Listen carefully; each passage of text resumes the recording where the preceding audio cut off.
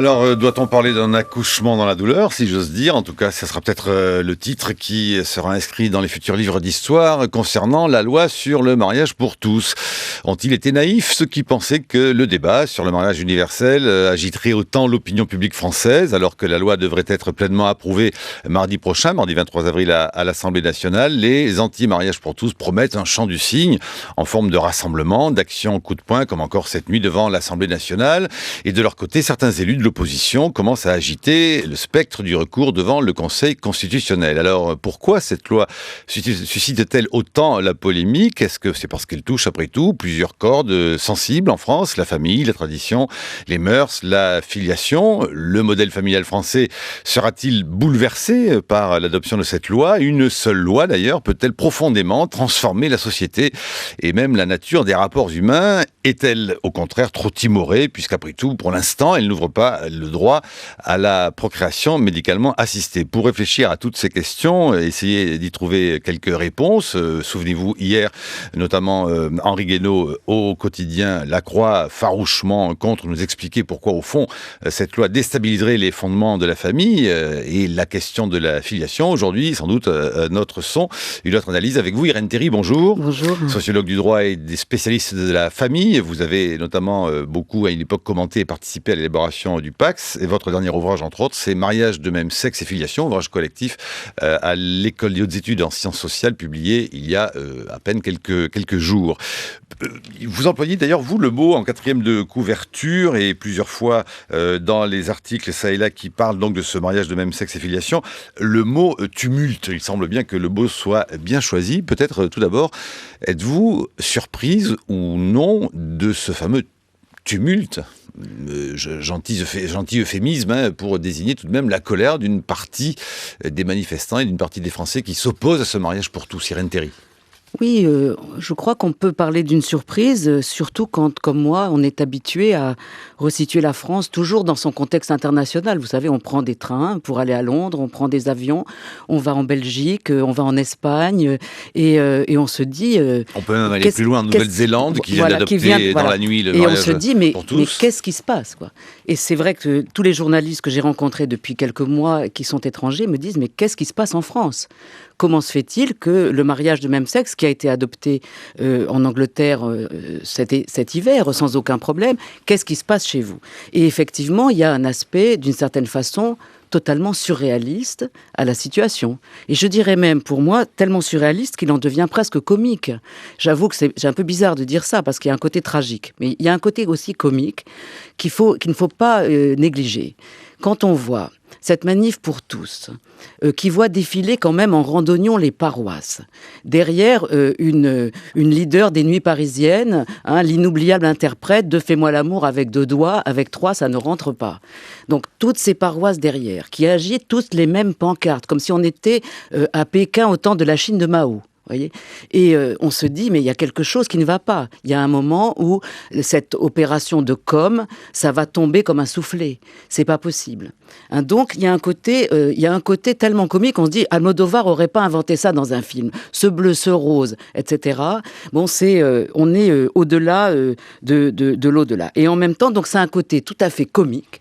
Et puis en même temps, c'est un côté tragique, effectivement, parce que d'abord, moi, je l'ai senti dès l'automne, c'est-à-dire j'ai vu ce que ça avait déversé sur les homosexuels et en particulier sur les jeunes. J'ai vu des jeunes qui avaient grandi en croyant être dans un monde qui les acceptait, des jeunes gays, des jeunes lesbiennes. Comme les jeunes gays, par exemple, aussi de ce bar à Lille, qui a été saccagé par des anti-mariages pour tous dans la nuit. Donc, j'ai vu vraiment dans beaucoup de débats ces jeunes qui étaient extraordinairement blessés de se voir accusés de nous emmener, plus que blessés, traumatisés presque. Là, ils allaient nous entraîner à tout, quoi. La polygamie, l'inceste, la zoophilie, le mariage avec les animaux, enfin, tout ce qu'on veut. Et donc, comme si tout à coup, ce monde se révélait n'être pas ce qu'ils avaient cru. Alors, et puis en même temps, donc il y avait ce côté tragique. Je crois qu'il est en train de s'accentuer parce qu'il y a une responsabilité vraiment importante de la droite politique. Moi, je suis connue comme étant une personne de gauche. Je suis engagée à gauche. Mais je sais que nous avons une droite qui est une droite ouverte, qui est une droite intelligente, qui est une droite libérale. Les plus grandes réformes du droit de la famille, il faut le savoir, c'est la droite qui les a faites. La droite pompidolienne, la droite giscardienne, c'est elle qui a fait le divorce par consentement mutuel, la loi Veil sur l'avortement, la pilule, qui a fait l'égalité des enfants naturels et légitimes. Donc, elle existe, cette droite. Et moi qui connais bien, si vous voulez, ces grandes réformes, ce que je sais, c'est qu'elles ont toutes été votées par cette droite ouverte, libérale, avec le soutien de la gauche, mais contre, c'est ça qu'il faut savoir, contre cette aile familialiste, intégriste, réactionnaire, qui donc a toujours été opposée aux réformes et derrière laquelle toute la droite s'est rangée par calcul politique. Elle a cru que c'était intelligent de se mettre derrière elle. Mais maintenant, ça lui échappe. Tout de même, ça lui échappe et ça devient grave, et ça devient très grave quand M. Guénaud dit à cette antenne, ce que j'ai entendu, que le Parlement n'est pas légitime. Alors, là, on passe les bornes. Irène Théry, on se souvient par exemple d'une des formules de Christiane Taubira qui, à l'issue du premier vote à l'Assemblée, avait au fond déclaré devant l'Assemblée que elle s'était exprimée ainsi, vous avez renforcé le pacte républicain. Si l'on essaie de croire encore ici, dans ce petit territoire des matins de France Culture, bien modeste, au fond, si on essaie de continuer à croire à ce pacte républicain. Et si on essaie peut-être au fond de ne pas jeter l'anathème à ceux qui furaxent, furieux, en colère, défilent et manifestent, certes avec force débordement, contre le mariage pour tous. Que faudrait-il, selon vous, peut-être leur dire pour encore une fois jouer sur ce pacte républicain? Après tout, Irène Théry, n'y a-t-il pas eu, je le disais en préambule, des naïvetés à croire qu'au fond, ici en France, on serait comme en Espagne ou en Nouvelle-Zélande avec une adoption de ce mariage sans forcément de heurts? Et ensuite, après tout, il y a bien des gens qui font des chemins et qui changent d'avis. Souvenez-vous vous-même, Irène Théry, de ne pas avoir été et de ne pas avoir accueilli au départ avec bienveillance les premiers pas de ce qui arrive aujourd'hui avec le mariage pour tous, qui à l'époque s'appelait le Pacs. Vous avez cheminé, évolué et même changé la vie. Alors, d'abord, sur le fait que, effectivement, j'ai commencé, si vous voulez, par montrer une stupeur, parce que, effectivement, ce qui arrive, c'est un mouvement qui est international, qui a des très profondes racines. Il faudra s'en expliquer. Et donc, il y a une particularité française qu'il fallait souligner dans l'usage et l'instrumentalisation qui a été faite. Alors après, effectivement, je suis tout à fait d'accord avec vous sur le fait qu'il y a eu, et il y a encore, un très grave problème de pédagogie de la réforme. Et là, je pense que la gauche politique a pensé que justement, parce qu'on avait des bons sondages, parce que partout ça se passe bien, eh bien, il suffirait effectivement de reproduire la rhétorique classique, égalité, antidiscrimination. Que c'était une promesse électorale. Voilà. Et puis que ça allait suffire. Et je crois qu'on voit bien maintenant où est le point précis. Et pour moi, le débat dure depuis déjà 13 ans, donc je l'ai peut-être vu avant d'autres. Le point précis, c'est que le discours qui a été mené, c'est un discours de l'égalité des sexualités. Il y a des homos, il y a des hétéros, égalité, antidiscrimination. Et ce qui n'a pas été dit, et qui est le point sur lequel tout s'est engouffré, c'est que nous sommes peut-être avec des orientations sexuelles différentes, mais nous sommes tous des hommes et des femmes. Derrière la question des sexualités, il y a la question des sexes. Et sur cette question des sexes, est-ce que, justement, les promoteurs de la réforme ne disaient rien? Et c'est uniquement sur ce point, regardez-le bien, que tout s'est engouffré. C'est sur ce point que vous allez retrouver Barbarin, vous allez retrouver 23, mais vous allez aussi trouver Bernheim.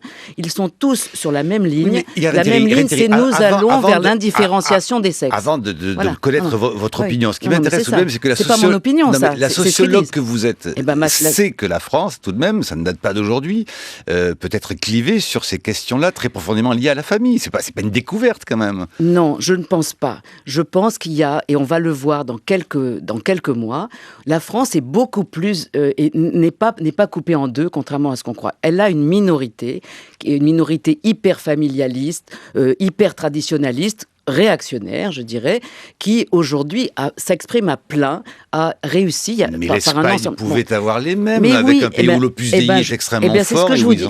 Et l'Espagne, elle va très bien aujourd'hui. L'Espagne n'est ni dans la crise de la civilisation, ni dans la guerre civile. Donc c'est ce que nous allons vivre. Et de ce point de vue-là, j'ai une confiance, effectivement, républicaine, démocratique. Il y a un aspect comme un aspect anormal, artificiel de cette situation qui a été exploitée par le politique. Mais par ailleurs, je pense qu'il faut bien aller au cœur des choses. Pourquoi les gens ne comprennent pas? Pourquoi ils sont inquiets? Moi, depuis des mois, je passe mon temps, effectivement, à faire des débats parce qu'il y a un déficit d'explication. Ce déficit... La question est simple. Comment expliquer... Vous m'interrompez toujours quand je veux le dire, mais non, sur ce point. C'est la question des 5. Voilà. La question est très simple. Qu'est-ce qui fait qu'après tout, l'argument qui paraît naturel à tous ceux qui défendent le mariage pour tous, à savoir qu'en étant les droits à des couples de même sexe, justement, cet argument qui est factuel ne fonctionne pas. C'est bien qu'il y a autre chose derrière qui remue. Derrière, il y a autre chose. C'est que les gens se disent, attendez, on est en train de nous dire 2 hommes, 2 femmes, c'est pareil qu'un homme et une femme. Donc on est en train de nous dire, il n'y a plus d'hommes, il n'y a plus de femmes. Et comme il y a cette interrogation à laquelle il faut répondre, et je pense qu'on peut répondre justement que 2 hommes ou 2 femmes, c'est pas la suppression de la référence au sexe, on ne va pas supprimer les mots de père et mère, etc. Donc ça, on va y revenir. Mais ce qui a été insufflé, mais partout, c'est l'idée, nous sommes aujourd'hui, les militants LGBT veulent nier la différence des sexes. Ça, c'est Bernheim. Hein. Le texte de Bernheim, il est quand même important, le rabbin Bernheim, avant qu'il y ait les polémiques. Revenons sur le texte. C'est quoi le texte? C'est, je le cite, la confrontation de 2 visions du monde. Et c'est quoi ces 2 visions du monde? 1, la volonté des militants LGBT de nier la différence sexuelle. 2, la vision biblique de la complémentarité homme-femme. Voilà, si vous voulez, l'alternative dans laquelle tous ces représentants, ces autorités religieuses, parce que c'est exactement le même discours que Monseigneur 23 ou que Barbarin, voilà ce qu'on explique aux gens qui vont à la manif pour tous. Ces gens sont inquiets, ils se posent des questions à juste titre, il y a des gens de très bonne volonté, on peut répondre, mais voilà ce qu'on leur répète, ils veulent supprimer la différence des sexes. Il n'y aura plus d'hommes, il n'y aura plus de femmes, c'est la théorie du gender, etc. Pas seulement des sexes, c'est l'argument après tout de Monseigneur Barbarin n'est pas non plus à négliger. Il dit au fond, or, si l'on fait disparaître les moyens d'identification de la différence dans les relations sociales, cela veut dire que par un mécanisme psychologique, on entraîne une frustration de l'expression corporelle et que la compression de la frustration débouche un jour ou l'autre sur la violence pour faire reconnaître son identité particulière contre l'uniformité officielle. Oui, mais... On peut entendre ça. Oui, mais parce que, justement, c'est pour ça que j'insiste sur ce point, le cœur de la critique et le cœur de la mobilisation, ce qui arrive à fédérer des gens aussi différents, c'est qu'on raconte qu'on va vers un individu asexué, on va vers la suppression des sexes, et alors que, pas du tout. L'enjeu, c'est pas de dire, les homosexuels nous disent, il n'y a plus d'hommes, il n'y a plus de femmes, et si vous l'avez cru, c'est que vous êtes un horrible hétérosexiste. L'enjeu, c'est de dire au contraire, on a fait des homosexuels une espèce à part. Je reprends volontairement le terme très fort de Michel Foucault dans l'histoire de la sexualité. Quand il dit « le sodomite était un relapse », l'homosexuel, qui est inventé, vous le savez, à la fin du 19e siècle, cette catégorie, l'homosexuel est devenu une espèce. Donc pour moi, justement, l'enjeu de fond, c'est de dire les homosexuels sont des hommes et des femmes comme les autres. Ils seront demain des époux et des épouses comme les autres, des pères et des mères comme les autres, à condition que nous acceptions de nous interroger sur ces mots, pour tout le monde, homme, femme, père, mère, époux, épouse. Et on n'est pas du tout, mais pas du tout dans l'idée de la suppression, de la dénégation. Ça, c'est une invention c'est le grand Satan qu'on est en train de présenter aux militants de la Manif pour tous et qui est en train, vous voyez, d'arriver à ces débordements absolument inqualifiables. 8h17, la chronique de Brice Couturier. Bonjour Brice. Bonjour Marc Blanchet. Mariage pour tous, le climat est tendu.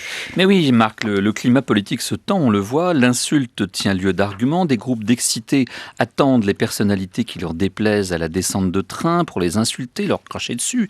Si encore ces manifestations monstres avaient pour enjeu la meilleure manière de tirer le pays de sa dépression économique, d'imaginer une manière de sortir 3 millions de nos compatriotes du chômage où ils s'enfoncent, on pourrait comprendre, mais lorsqu'on apprend que la cause de tout ce tumulte est un projet de loi légalisant la possibilité offerte à 2 personnes de même sexe de s'unir par les liens du mariage, cela laisse songeur. Il est devenu très difficile d'en débattre rationnellement. Chaque époque a les affaires Dreyfus qu'elle mérite. Les camps en présent sont au fait d'invalider les arguments qui risqueraient d'ébranler leur propre certitude en calomniant leurs adversaires. Les opposants au projet de loi sont traités d'homophobes et frauduleusement assimilés aux agresseurs d'homosexuels qui frappent à nouveau. Ses partisans, quant à eux, sont soupçonnés de vouloir introduire rien de moins le mariage à trois, voire l'inceste, en tout cas de chercher à miner de l'intérieur l'institution millénaire. Il faut le répéter, il est parfaitement légitime d'être favorable comme défavorable à une loi dont la ministre de la Justice elle-même a estimé qu'elle constituait un changement de civilisation. Et il est scandaleux de s'indigner, comme l'a fait le rapporteur de la loi au Sénat, lorsqu'on réclame de savoir dans quel sens ont voté, à main levée, les sénateurs vendredi dernier. Les citoyens n'auraient donc plus le droit de savoir comment votent leurs élus ? Bel exemple de transparence. Puisque la personnalité invitée aujourd'hui, contrairement à hier, figure parmi les pros, permettez-moi de citer une philosophe qui ne passe pas pour une catholique intégriste d'extrême droite excitée, Sylviane Agacinski, Madame Lionel Jospin. Je cite Sylviane Agacinski, « Le principe d'un mariage ouvert à tous les couples rassemble très largement les Français.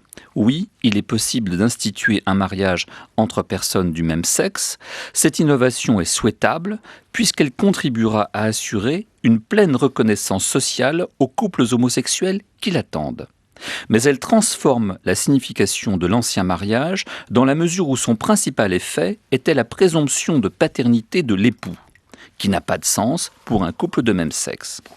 Dans ce contexte, la véritable égalité serait d'appliquer à tous les mêmes droits, celui de se marier pour les adultes et pour tous les enfants, une filiation établie selon les mêmes critères et les mêmes règles.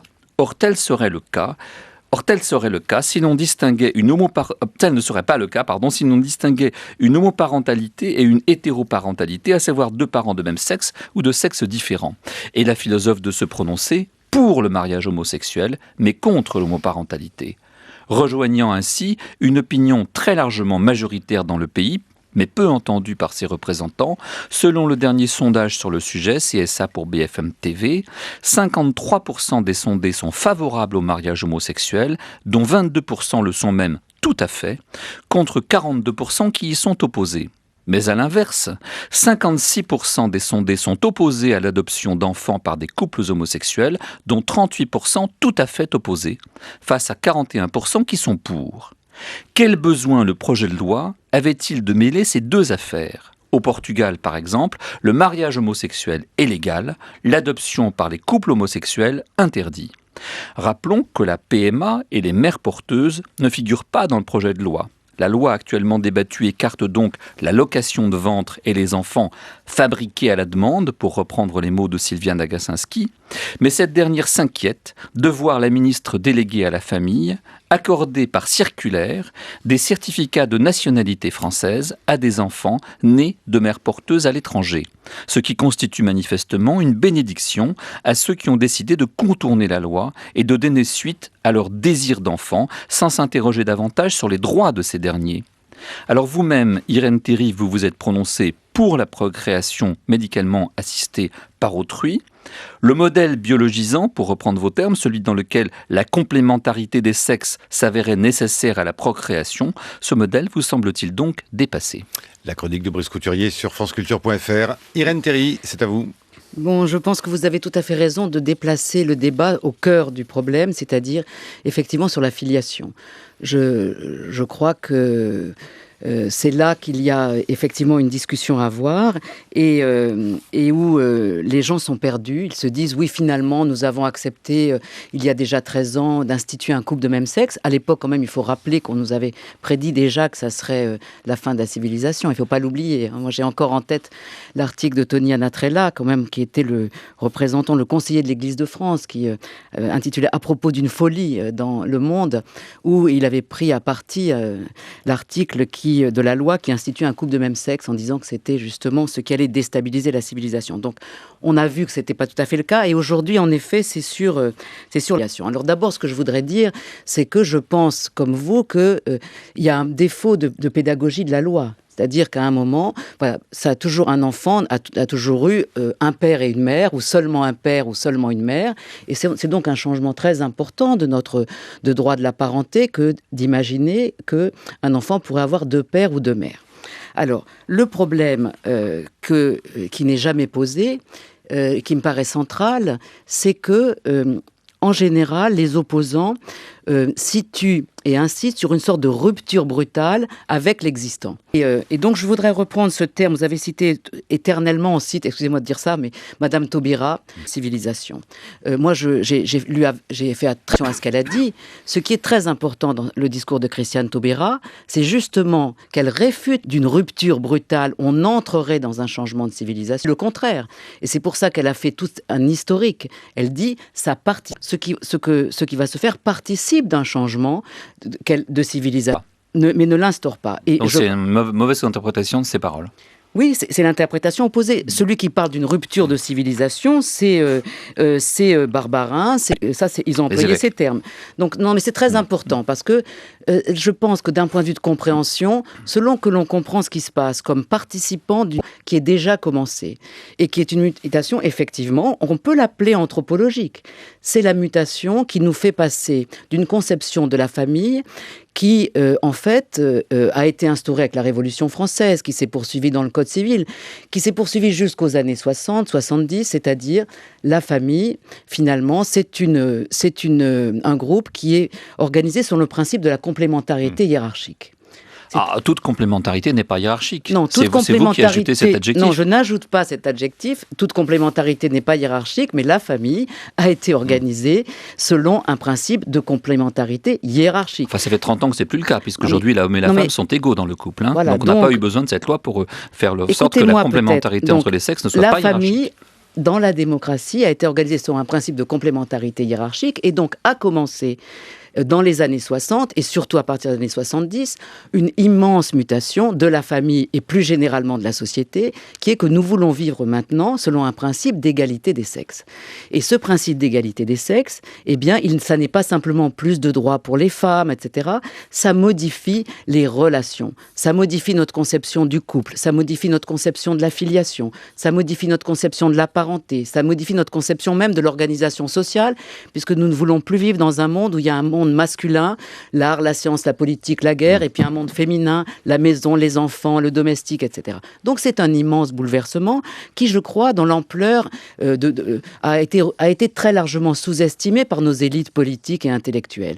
Et ce bouleversement ne va pas sans déstabiliser des repères fondamentaux, parce que justement, depuis que le monde est monde, la famille était organisée selon un principe de complémentarité hiérarchique. Et vous savez que la complémentarité hiérarchique, c'est un principe de lien social. Donc, qu'est-ce qui se passe aujourd'hui? Et c'est là que je vais retrouver ce que vous avez dit sur Sylvia Nagasinski. Quand elle dit, au fond, que si on accordait une adoption à des couples de même sexe, on sortirait de l'idée que la filiation doit être établie selon, je vous rappelle ce que vous avez cité vous-même, les mêmes critères, les mêmes règles. Elle dit que ça ne serait pas le cas. On aurait une rupture d'égalité. Eh bien, je pense que c'est exactement le contraire. Et voilà pourquoi. C'est-à-dire qu'il est question de l'adoption et il est question de l'assistance médicale à la procréation, qui ne m'a absolument pas peur et il faut arriver à comprendre pourquoi. Le problème, si vous voulez, c'est qu'on est héritier d'une conception matrimoniale de la filiation on peut désigner d'une formule. Un seul père, une seule mère, pas un de moins, pas un de plus. C'est une formule très importante qui dit « Nous sommes héritiers d'une conception de la filiation qui, devait être fondée sur le mariage, et uniquement sur le mariage, qui était organisée par une complémentarité hiérarchique des sexes, puissance maritale, puissance paternelle. » C'est très important, ça tenait comme ça. Et donc, ce modèle matrimonial était fondé sur un idéal, c'est que c'était sur une seule figure masculine et une seule figure féminine que tout devait être concentré. L'idéal, c'était que ça soit la même personne qui soit à la fois la génitrice, on dirait la mère biologique, si vous voulez, celle qui élevait et la mère du droit. Et idem pour l'homme. Donc, ce qui s'est passé, c'est qu'on n'est pas héritier d'un modèle biologique, comme on dit, mais d'un modèle matrimonial à l'intérieur duquel, effectivement, disons, la légitimité de ce modèle était liée à une référence au lien de sang, au lien biologique. Donc, l'adoption a été considérée comme une sorte de pseudo-procréation. Et ça, c'est très important de comprendre que c'est ça qui est en train de changer. Donc, gardons l'adoption. Prenons la question de l'adoption, si vous voulez. Enfin, on va peut-être... Ce serait bien qu'on vous interroge un petit peu quand même, Brice Couturier. Oui, moi je suis tout à fait hostile à l'idée que c'est que la complémentarité hiérarchique s'imposait jusqu'à aujourd'hui. Elle a été décrétée, vous avez raison, par la Révolution française. Le père, citoyen, titulaire du droit de vote, avait tout pouvoir sur les enfants et la mère était subordonnée. Et que le droit de vote pour les femmes est très récent. Exactement. Ça fait quand même 30 ans aujourd'hui que ce modèle de complémentarité entre les sexes était devenu non hiérarchique. En tous les cas, toute la société y tend et l'égalité entre les sexes, elle doit être absolument dissociée de ce que vous appelez le modèle biologisant. C'est pas l'égalité. Vous essayez, excusez-moi, mais arrêtez de répéter cela comme si... Je ne peux pas parler non plus. Moi, tout à l'heure, vous m'avez demandé de ne pas vous interrompre. Donc, bon, alors allez-y. L'égalité entre les sexes n'implique pas l'homoparentalité et la négation de ce que vous appelez le modèle biologisant. Troisième fois. Oui, c'est parce que je vois pas moi simplement comment on peut procréer, donner naissance à des enfants sans la différence des sexes. Alors est-ce que je peux répondre sur ce point biologisant? Irène Théry. Je vois, c'est très important, c'est le cœur de notre débat. Hein. Quand je suis tout à fait opposé à tout ce qui, dans le débat actuel, a l'air de disqualifier, on va dire, la procréation. Voilà. Faire un enfant, amener un enfant à la vie, ça fait partie des actes humains les plus investis de sens, de valeur, de signification. Et depuis très longtemps, je me bats contre l'idée qu'on réduit ça à du biologique. Voyez, bon, ce terme me choque. Voilà, parce qu'il faut être capable que nos corps soient mis là où ils sont, c'est-à-dire chargés de sens, de signification, de valeur. Mais il se trouve qu'il y a deux situations. Et c'est ces deux situations qui sont en cause avec l'homoparentalité, qui justement ne sont pas, ça n'est pas la procréation qui fait le parent. Hein. Alors il y a l'adoption et il y a l'assistance médicale à la procréation avec un tiers donneur où il y a un type d'engendrement très particulier. Quand je parle d'un modèle biologisant, je voudrais dire exactement ce que c'est. C'est pas que je sois pour la volonté contre la biologie. Je trouve que c'est un débat absolument sans issue. C'est quand on nous dit, par exemple, que si on donne l'adoption plénière à des couples de même sexe, on va faire, je vais citer l'UNAF, on va faire croire qu'il est possible de naître de deux personnes de même sexe. C'est ça ma critique. C'est quand on dit que adopter un enfant, ça doit toujours être faire croire qu'il est né de chez vous, faire croire que vous en êtes les procréateurs, et alors même que je crois que nous sommes, depuis 30 ans justement, dans le début d'une remise en question d'une conception de l'adoption qui était effectivement biologisante. Ça a bien été ça, l'adoption. Ça a bien été à cause du modèle matrimonial, faisant comme si les parents adoptifs étaient... Ils devaient se faire passer pour des procréateurs de l'enfant. Vous savez que dans le livret de famille, l'enfant est dit né de ses parents adoptifs. Donc, il y a un changement de l'adoption. Nous essayons de valoriser l'adoption pour elle-même, pour un acte qui a une grande valeur pour lui-même.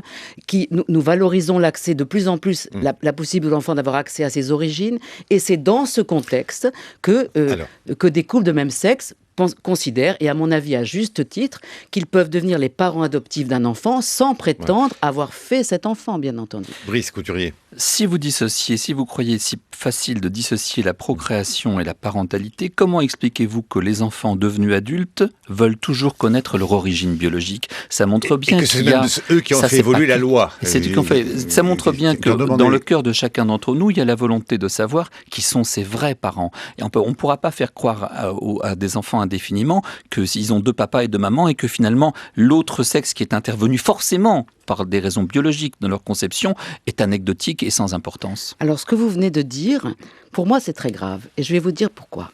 Parce que vous avez dit que c'est toujours et partout les géniteurs de l'enfant qui sont ses vrais parents. Je veux dire que vous ne mesurez pas ce que vous venez de dire, qui est une disqualification totale de l'adoption. L'adoption, c'est une véritable filiation. Les parents adoptifs sont des vrais parents. J'ai pas dit ça. J'ai dit simplement que les parents, que les enfants, quand ils sont grands, ont la curiosité de savoir quels sont leurs vrais géniteurs. Non, vous avez dit leurs vrais parents. Leurs vrais géniteurs. Non. Oui, mais c'est tout le débat. Mais le débat, il est là. Le débat, il est là. J'ai eu tort. Géniteur. Bon, alors on avance. Ce que je veux dire par là, c'est qu'il y a beaucoup de situations où il n'y a pas qu'un homme et qu'une femme dans la naissance d'un enfant ou dans la vie d'un enfant. Dans l'adoption, il y a des parents de naissance, ou qu'on peut appeler des géniteurs, et il y a des parents adoptifs. Dans l'assistance médicale à la procréation, il y a un couple où l'un procrée, l'autre pas, et puis il y a quelqu'un qui a fait un don, que j'appelle d'engendrement, qui a donné de sa capacité procréatrice pour que les autres soient parents.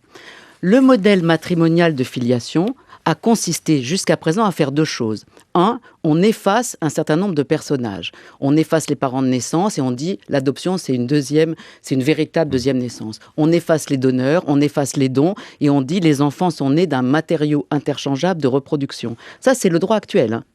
Et au nom de ce modèle pseudo-procréatif, au nom de cette conception pseudo-procréative, on dit ceux qui ne peuvent pas procréer ensemble, donc deux hommes, deux femmes, ne peuvent pas entrer là-dedans.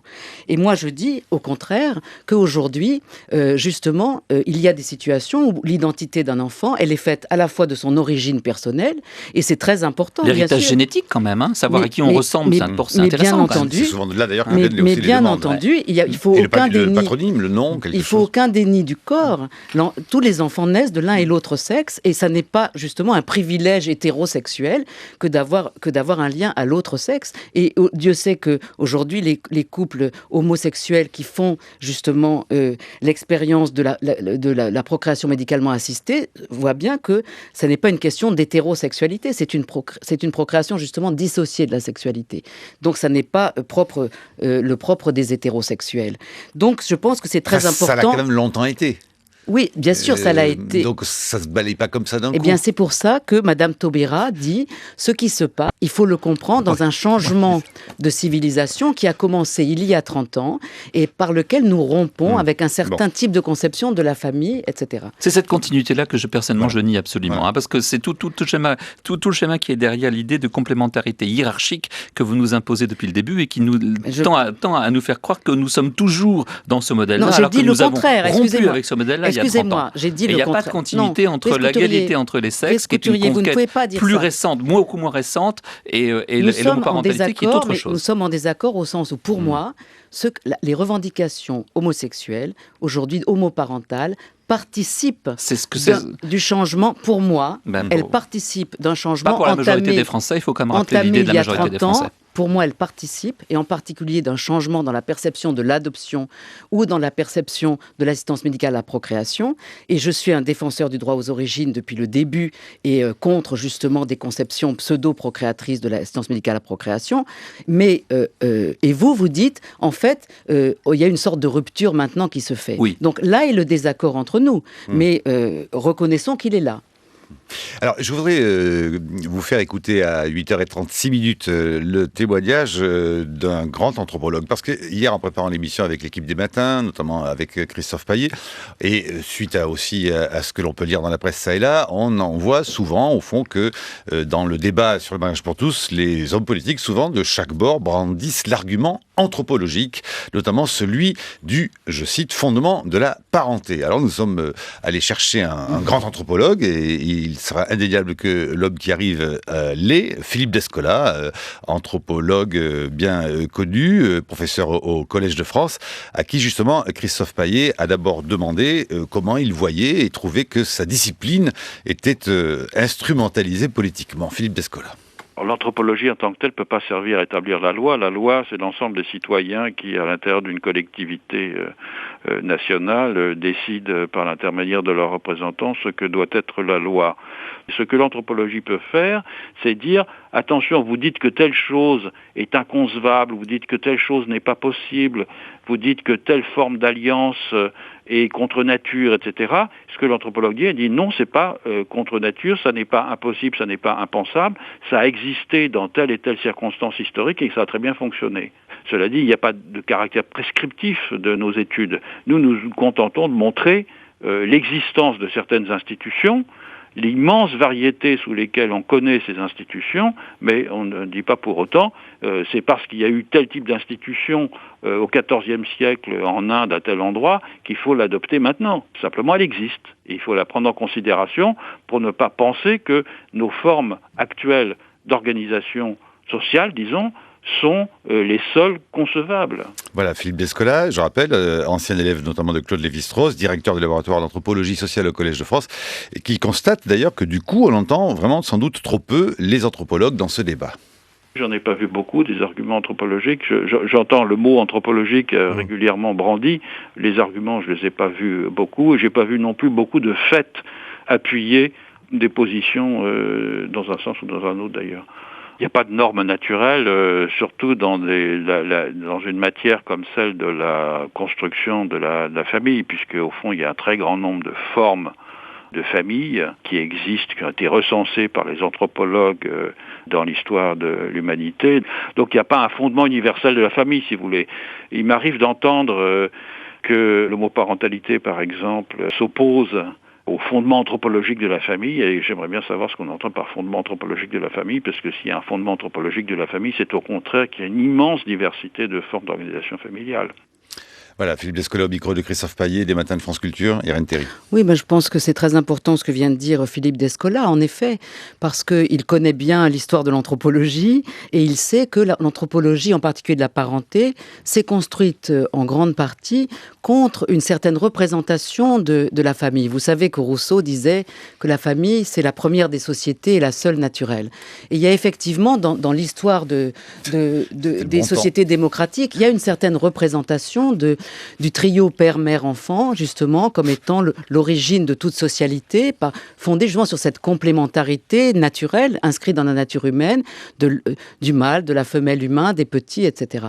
Et toute l'anthropologie, et d'abord Lévi-Strauss, bien sûr, s'est attachée à dire non, pour qu'il y ait une famille humaine, c'est pas comme les familles des oiseaux que j'adore regarder en ce moment, que c'est le printemps, il n'y a pas juste le mâle, la femelle, les petits, il y a toujours la marque de la culture, il y a toujours l'inscription dans un système symbolique de parenté.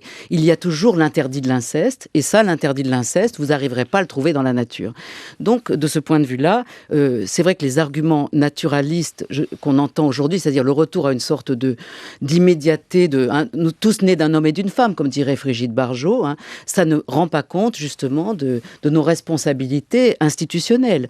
On est face à une métamorphose du système de parenté. Il faut la comprendre et il faut l'instituer. C'est pas le retour ou à l'échapper hors de la nature. Alors, pour essayer un peu plus le doute encore, écoutez donc cet extrait d'un documentaire qui se passe dans le sud-ouest de la Chine, dans l'ethnie Mozo, où ce sont les femmes qui travaillent et qui dirigent la société. Les enfants Mozo sont élevés par leur mère et leur oncle, mais pas par leur père biologique. Et d'ailleurs, il n'existe pas de mot, tout simplement, pour désigner le mot père dans la langue Mozo, et les enfants ne connaissent pas l'identité de leur père biologique. Pour couronner le tout, et c'est là que ça se gâte, le mariage n'existe pas dans la tradition Mozo. Un court documentaire qu'on a pu voir sur France 3 de Corinne Glovacki et Yvon Baudard. On se voit toujours la nuit, mais jamais le jour. Le soir, c'est le temps pour parler d'amour. Mais le jour, c'est fait pour travailler. Non, le jour, c'est pas fait pour les affaires de cœur. Le matin, on se quitte, et le soir, on se retrouve.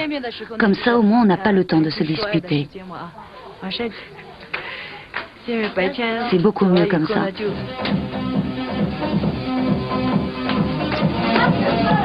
Quand tous les deux tombent d'accord, le garçon va retrouver son élu plus tard, dans sa chambre, pour une rencontre à la dérobée qu'ils appellent Asia, ou visite furtive.